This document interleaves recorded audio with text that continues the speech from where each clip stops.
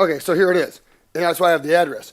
This is my again. This is my second sale. So the first sale I learned dangerous building, federal tax lien. Don't do that anymore. Okay, great. I got that covered in this sale, right? No, I was only looking at addresses. This is a duplex called 7526 Olive. There's a unit here and a unit here. You walk down here, a door here, a door here. Well, I'm like, damn, this thing's nice. I bought this at this sale for like $4,500. It was in good shape. I'm looking through the windows. It's occupied. I saw a lady outside. She's like, yeah, I've lived here for 2 years. It's rented. I'm like, wow, this is great. $6,000 rented or whatever, 5 or 6 grand. I'm super excited. I go to the sale. No one bids on this damn thing. Well, this was like block 30, right? This whole thing, right? Well, over here is this little piece of land. I bought the south 1.2 feet of lot 30, right? This whole thing's lot 30. So the freaking north 50 feet of lot 30 has this on it. I bought the south 1.2 feet, this little sliver of land that runs by here. But when they put the address up there, they just said 7526 Olive because this is 7526 Olive. This little piece of land's not, but the county just puts the closest address they can on there as a little reference guide. So that's when I learned, hell, I can never go any more of these. You got to go look at the actual plot map and see what am I buying. So this is mistake number 3. So I bought this little darn thing here for $5 grand.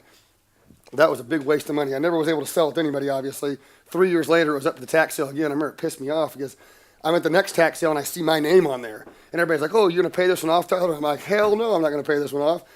No one bought it, but it just went back to the county. But I had to see it 3 years later, the stupid mistake that I made. I saw it. I was like, oh, no.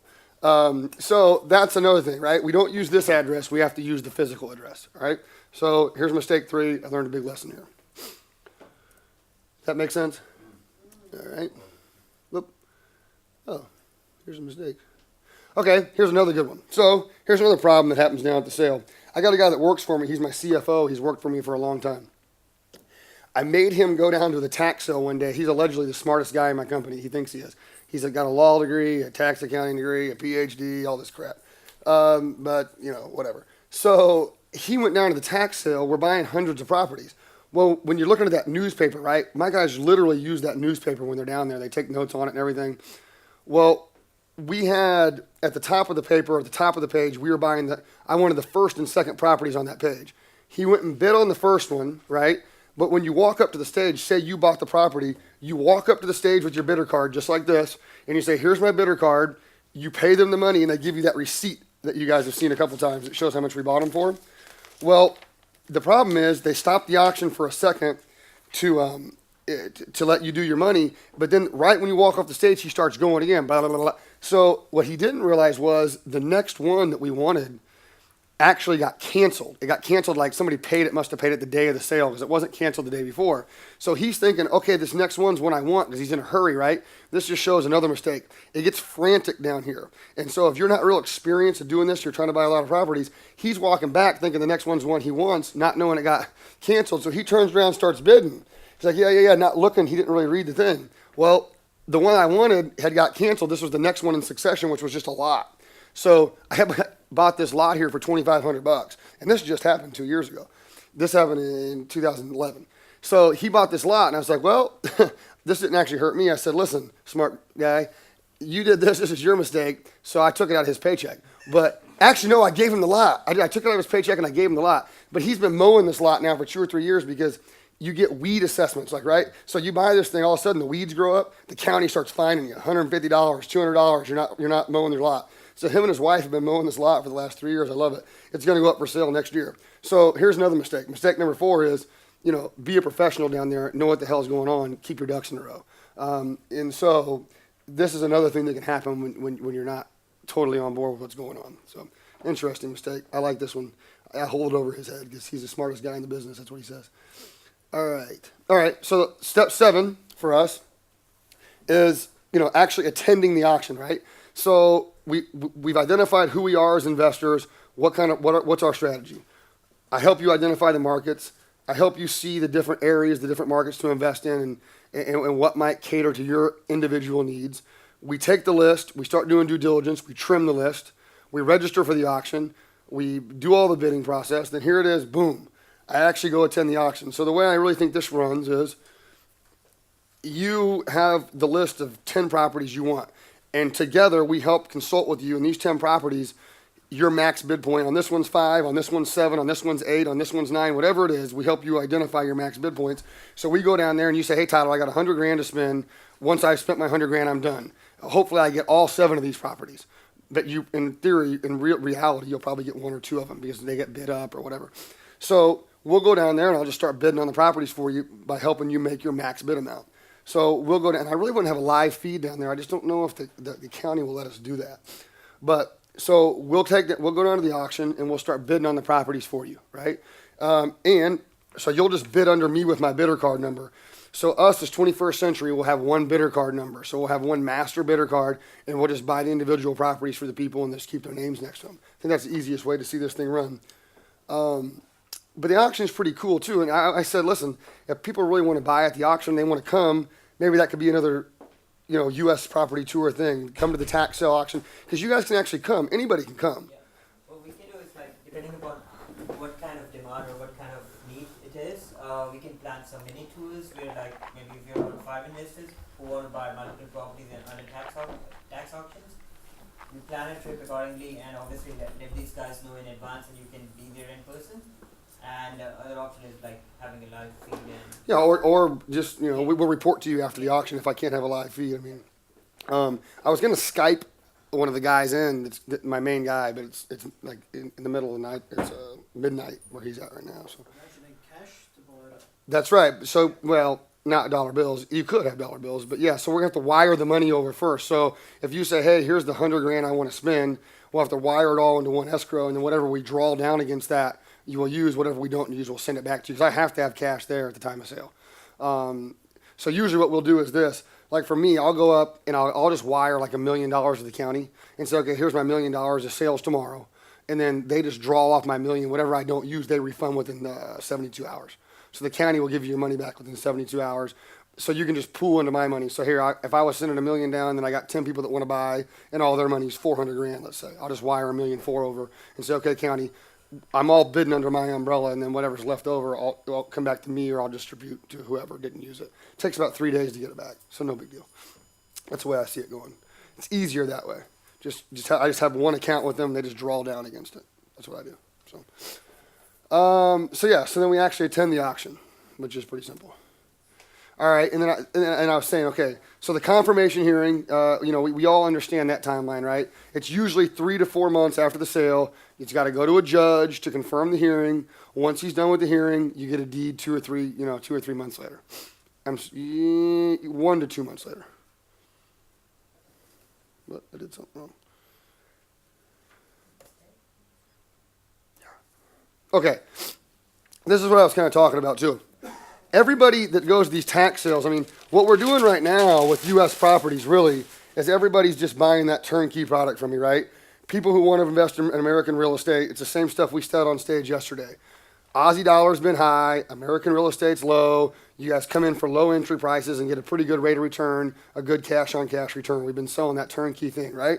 Well, this is an additional product that we can sell. So you can really only do 4 things I talked about earlier. Buy and flip, like I did that big one, right? Doing that. Do you want to buy, fix, and retail, like I did that big white one? Okay, cool. I'll help you do all this. Do you want to buy, fix, rent, and hold it for yourself? This would be the guys who are buying the turnkey stuff now. Rather than buying the turnkey stuff, I do all this. I buy, fix, and rent, and then I sell it to you guys. But you can just buy, fix, rent it, and hold it. And then that kind of gives you a discount from what you were at before. Rather than buying it turnkey, you're less into the property, right? Which I think it's probably going to be about a 20% discount. I've run the numbers.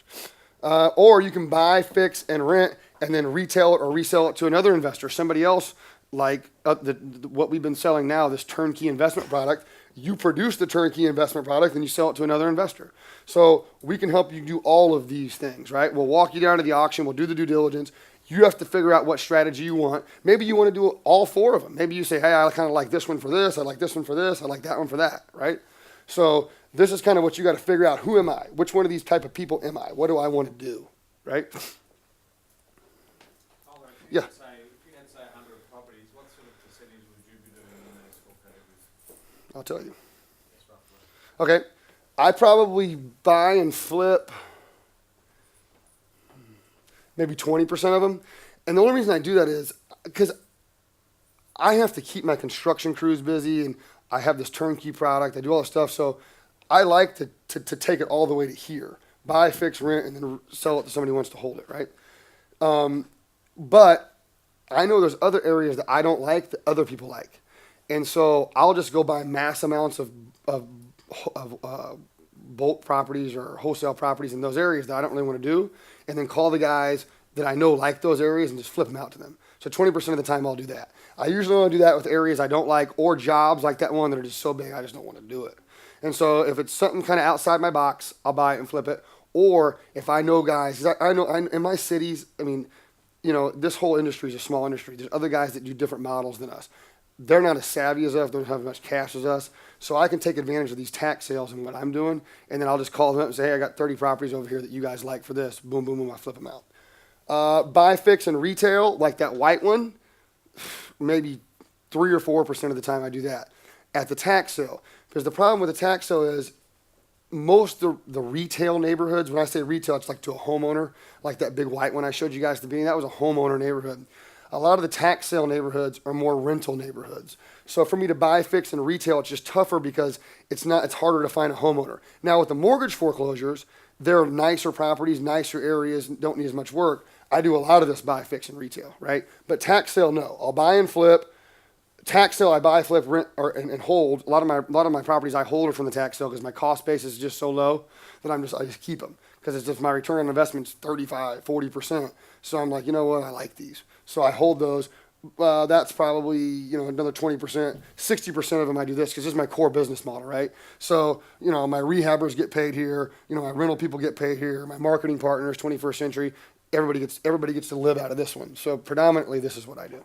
That's kind of how it breaks out for me. Does that make sense? And here's the main thing, too. And I tell the guys at my business this all the time. The main thing that we have to do is avoid mistakes. It's like throughout the years, I wouldn't know all the stuff that I know now if I didn't make all these mistakes, right? Like when I was 18, I ran down and started buying houses at the courthouse steps. I know guys 5 years later are still researching how to buy properties at the courthouse steps. I mean, there's nothing they can learn I didn't learn in the last 5 years. But I know that making mistakes is the one thing that we cannot have happen. The older I get, the more conservative I am. But so we just have to avoid mistakes at all costs. So we avoid the liens, avoid the dangerous buildings. Don't buy the wrong property like my guy did down there. Don't buy outside whatever our strategy is. A lot of times you go into these tax foreclosure sales, there's so many properties, you think everything looks good. It's like, oh my God, a kid in a candy store, I love them all. Have a plan and stick to the damn plan, right? But a lot of times guys go down there and they get, especially people who aren't experienced investors, they go down there with their bidder card. I see it all the time.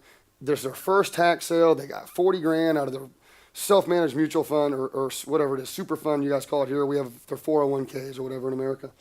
And they've taken some money out and they're ready to go bid and they get so excited. The property they thought they wanted to bid to 5 grand, and all of a sudden they're up to 15 grand. Then, oh, I want it. And they see another one, they kind of like, oh gosh, I think I'll take that one too. It's make a plan and stick to the damn plan, right? People get all the way outside of that. And the one thing that's not going to happen to you guys is, here's the problem. You guys have all probably had contractors come to your house or do some work, right? I mean, it's hard enough to manage contractors in your own damn country. These guys don't do the right work. They say it's going to be 5 grand. All of a sudden, 5 grand into it, you haven't even got your damn bathroom doors on yet. You got 10 grand more in work to do, whatever. They go way over. So, we can't get screwed by crews, but that's not going to happen here because we're using my crews. So, no big deal. So, those are some of the pitfalls. Crews screwing you over, buying outside of your strategy. My buddy bought the wrong property. Knowing what you're buying. So the main thing about this whole thing is we've trimmed it down to for you guys, I'll be ultra safe too. I take risks with my money more than I will with somebody else's. So we're going to have this thing airtight. I'll do whatever you want me to do. But I'm just saying, I'm going to give you guys the facts of what you should do. But I'll be aggressive with you if you want to be. But, it's going to be your decision, not mine. Okay. So let me take this back down. I'm going to talk a little bit about tax liens now. Does anybody need a break?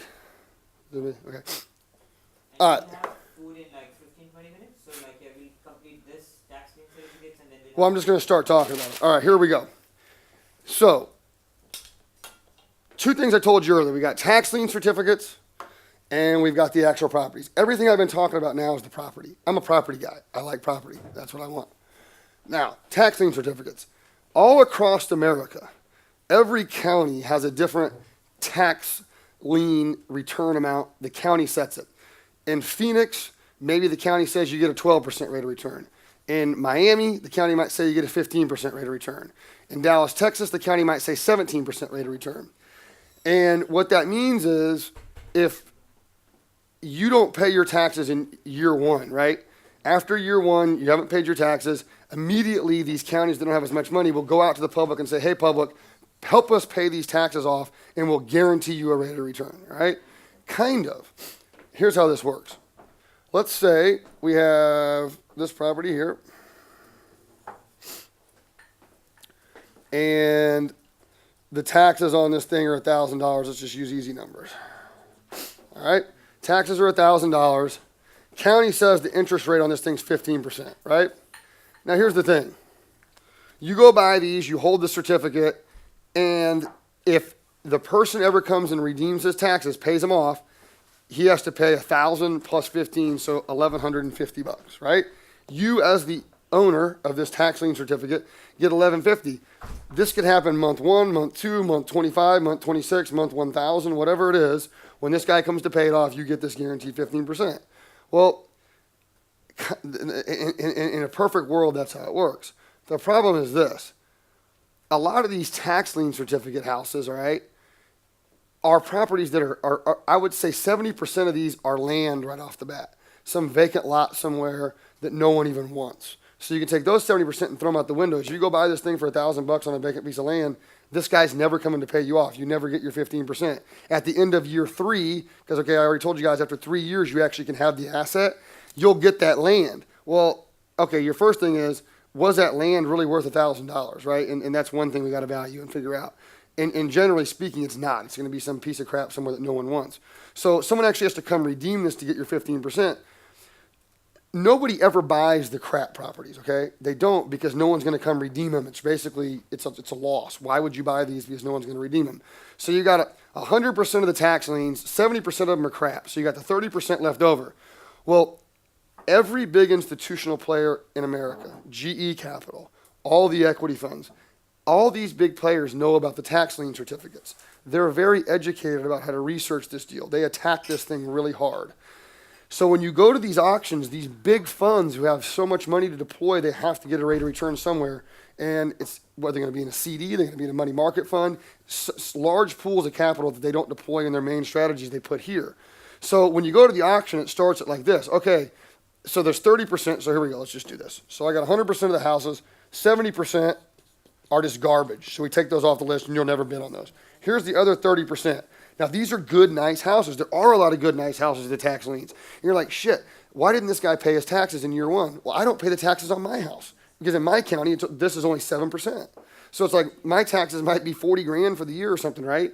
So I'm thinking, all right, on my 40 grand, I earn maybe, I usually earn at least 60% of my money a year. So I would rather keep my money for a year or two. So people buy the tax certificate on my house all the time. And all my friends are like, Tyler, you seem like some kind of a poor person when you do this. Well, I'm not. It's just, for me, it's smarter. I'm just a numbers guy, but whatever. So these 30% are good houses, but it works like this. These big funds bid this down. This is a bidding process too. It starts like this. Okay, who will take 15% on this property? I'll take it for 15%. Do I hear 14 and a half, 14 and a half, 14, 13 and a half, 13? This thing gets bid down if it's a good house, okay, or a good piece of property, to some point where someone's willing to take this rate of return. All these big funds target is 4 to 5%, okay? So their target rates are 4 to 5% on the A-class properties. So this 15 is never, it's real on the garbage and never gets paid back. These guys never teach this crap in these classes. That's why I hate. I see all these tax lien classes. They don't tell this. This is the truth. They just tell you like the best case scenario that very rarely happens. So here, these other big funds on this 30% of good houses, there's a lot of nice houses, there is, but it's guys like me who just don't pay their taxes for a while. I don't care. I don't care if I got to pay the county or whoever the penalty. It doesn't matter. Go ahead. I'm going to tell you a really good story. So I've never lost one personally, but I'm going to tell you what a friend of mine did, which was they had to change a law in a state for what he did. It was very interesting. But so on this 30% of good houses, let's say 95% of those are really nice houses that go to the funds, right? And they bid them down to this 4 or 5% range. I mean, okay, me as an investor, I don't want a 4%. I'll go down to the bank and get a 3% on my CD or a 2, right? But these funds have so much capital and they have to diversify. They do this on the good houses. So then on the other 5% of other houses that are kind of marginal type houses, that's where finally the individual guys get to buy down. And usually you're down somewhere between this 6 to 8% rate of return on the good houses, which is okay in some areas, but it's still a crapshoot because I don't know if this person's really going to pay it off. And what you got to understand is this is year one. So year one is $1,000. Then the next year is $2,000. Then the next year's another $1,000. It's $3,000. So you got to keep buying all these years to protect yourself here, because at the end of this third year, it could go to foreclosure, right? And you as year one buyer have first right at this, but if you don't buy this second year, somebody else buys it, you guys have a shared interest in this property now, which is even worse. So you got to buy 1, 2, and 3. So all of a sudden I'm $3,000 in it. I never really got my return, and then I can maybe foreclose on this property, but was it really worth what I wanted? So I waited 3 years. Okay, I'm already at that third year sale. I don't wait 3 years. I just go to the third year sale, like the one we've been talking about, and I just wait 6 months. So I get the same result, but I just wait till year 3. Why the hell would I want to do that? Now, in some counties, in some of these places, you can find these diamonds in the rough, but the problem with the tax lien thing is I got to look at 2,000 freaking properties to figure out which ones are bad, which ones are good, because the tax liens never really get canceled because they're just first year. No one's really losing their property. So a lot of times when those go, people just put it off. So that list doesn't trim from 3,000 to 1,000. They all just keep going. I'd say 85% of tax liens go. So if I had a 3,000 list, it comes down to 2,200, let's say. So I got 2,200 properties to work. I'm trying to figure out which ones are bad, which ones are good. I figure out that 70% of them suck. Here's the other 30%. These are really nice. Of that 30%, 95% of them go to these funds buying at 4 and 5%. And how do I know which 5% are going to go? So it's like, gosh, I've done all this work to try to find one, and I have found diamonds in the rough here. Okay, I mean, I have. I'm not going to say I haven't. I bought a property one time, a tax lien at one of these deals. I bought the first year for $3,000. I had to do this deal. I bought it for $3,000. It was a beautiful house. I kept buying it, so I was into it for 10. But by the time it was said and done, I did the foreclosure in the third year, and it was a really nice house. We ended up selling it for like 115. I had to do like 20 in work. So I was into it for 35. So at 35, maybe we made 80 grand on it after fees and everything. So at 35 to make 80, but it still took me 3 years to get there. I could have waited till the third year and maybe made 20 grand less or whatever because I would have bid it up a little higher. But to me, that's just a smarter play. But every once in a while, you can find good ones. So I don't want to say that you can't. It's just you just don't get as much bang for your buck. And I'm trying to figure out a way to integrate this for 21st century clients, and I haven't figured this one out yet, Kartik. But there is a play here, and I want to do this for 21st century clients. But I got to find a way to streamline the research. Because if I'm going to try to get this out to a bunch of people, I got to find a way to streamline this research to you. I'm going to go through some examples of this right now. And I don't want to totally dog this strategy out. I don't. But I always hear everybody, I want to buy a taxi and I want to do this. It's some hot, sexy thing on the internet. It doesn't work that way. Go ahead. Is it public information who has bought like the first and second year? Yeah. Clean? Yeah, it is. And so what, you could, in theory, well, if you came in at third, then you got a shared interest with the previous That's right. owners, which would be a mess. Can be a mess. Legally. Yeah, but they have the first right to buy that one. So, right, any previous owner. The first one? The very first guy's got the first right. And if he doesn't buy the second one, then it transfers to the second guy. Now he's got first right from there on out. Yeah. Okay, so it transfers to him. But really the best way to use this one is this. Down at the county, when this thing goes, let everybody battle it out and buy all the good stuff, buy all the bad stuff. And then when it's done, the stuff that doesn't sell, you work that list. So, okay, here's the 200 properties that didn't sell. And then I weed that out and I find the 5 or 6 that are good because there's no more bidding. You just go straight to the county and say, hey, county, I saw last year you had 100 houses that went for the tax lien. Of those 100, here's the 5 that I kind of like. And now there's no more bidding. You just go to the county and go direct. So the real way to work a tax lien deal is not even to go to the auction. Just sit back and wait for it to go and then cherry pick the list after it's done because then you've trimmed your list down. All these funds that bought at 4 and 5%, you don't have to look at those because you were never going to buy those anyways. All you got to do is sift through the crap that's left, and that's where the real value is here. It's like panning for gold. You got these other 500. I'm looking. Oh, this house is pretty decent. So you're saying that's for the ones that haven't got any years paid yet? It's the first year? First year. Yeah, I only do the first year's ones because I don't want to get in a legal mess with everybody else who's bought them. Go ahead. If you go direct to county, you get the highest interest. You get the exact, and that's the thing, because there's no bidding process. So it's already gone all the way through the process. now here's the remaining stuff, and I work that list. That's the best way to do it, because otherwise, all the stuff I looked at, the funds just outbid me. Or if the fund guy's there, right, because it's usually just one guy from the fund that makes 40 grand a year, he's paid to go there and do this. And then so you send him, you say, hey, well, buddy, this one coming up there, you know, it's my grandma's house is next door. I really want this house. Will you not bid on this one if I give you $500? You know, that's a good way to do that one. So we use that method sometimes. But yeah, you just wait, and then you get the 15%. But you got to find the 1, 2, or 3 houses that are actually worth something that somebody's actually going to go redeem, right? Because the nice ones get redeemed at some point because people don't want to lose them. Or if it's nice enough, you just say, well, if they don't redeem it after 3 years, I get it. So that's the one you want to go get. The one that's nice enough that you can get after 3 years and be happy with it. Or it's nice enough where you know someone has a high chance to redeem it at some point, right? So that's really the way to work the system. You don't want to take it on the front end, work the whole thing, work it down. Just wait for everybody to do their thing. Once the sale's done, you go say, here's what's remaining, work that list and go from there. So I'm trying to cater myself to figure out how to do that for 21st century clients. And I'm going to. But I just want to educate people on it a little bit, and then we'll fix it later. But I still don't like this method to buy for other reasons too. But It seems that waiting 3 years, you know, it could be a lot of risk, especially with the market having gone so low, and then the market's picking up now. So you might see in 3 years' time a lot of people suddenly being more interested in their properties again. well, but again, if you buy year one, you can buy year 2 and 3. You're the first person who has the right of refusal. So actually, you're in a good position. Do you think the owners are going to come and maybe be more interested in that third? They might, but then you get your 15%. Because again, I wait till the sale's over to make sure I get 15%. I'm not bidding myself down. So if I find the 3 good houses that are remaining, because there's some that sift through the cracks. They do. It just happens. That's actually a good position for you. So you're waiting. It's 15% a year, by the way. So it's not like 15% total. Every year it's 15%. So if in year 2 they come pay you, get 15 twice. In year 3, 15 3 times. So, or if they don't come in year 3, you get the house. So if the market has turned, you know, I mean, the worst case scenario, I guess, would be someone pays you off because you get 15%. But damn, if the market went way up, you're thinking, damn, I'd really like to have that house. So that's the way I'd really want to work this, right? I mean, I think it makes more sense. Here's the courthouse steps in Kansas City.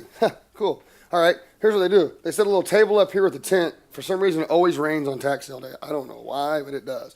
They have a big tent up here. The guy sits here. All these chairs go all the way back here. All these steps are filled with people. This goes way back here. People are just packed. I'm talking, there's hundreds of people out here, and there's like 5 guys bidding. I'm always like, what are these other people doing at this damn thing? They just hang out? I mean, take notes? It's the same people, too. I've been seeing them for years. I'm like, you ever going to buy a property? I mean, it's like, what are you doing down here?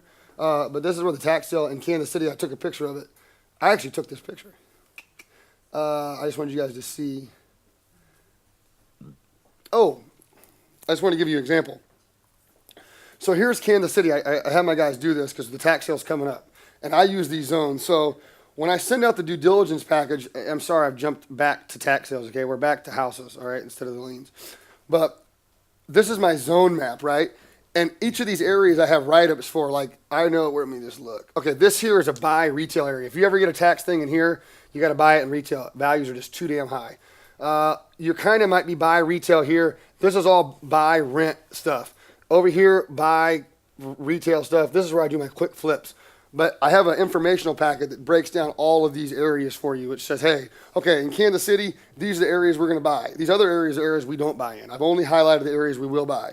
And then, see, these are tax sale properties that we're already populating ones we want. So I have them plot on a map where are all the ones in the city. So I'm already looking like, okay, I got 1 in there I like, 1, 2, 3 in there I like, 1, 2 in here I like, 1 in here I like, okay? So this is kind of how I start doing my research. This is what I'll send to you guys, and there'll be a write-up. Zone 7, here's the rent comps, here's the sales comps, here's everything about this area. So this will be kind of part of your due diligence package that I send out for Kansas City. So each property will have, here's rent comps, here's sales comps, here's the rehab estimates, and what area of town that's in, you'll be able to read up on what I think is the best strategy for that area.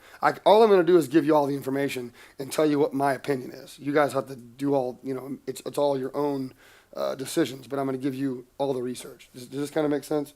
The zone map here? I'll tell you, like that big one's right here in zone 8.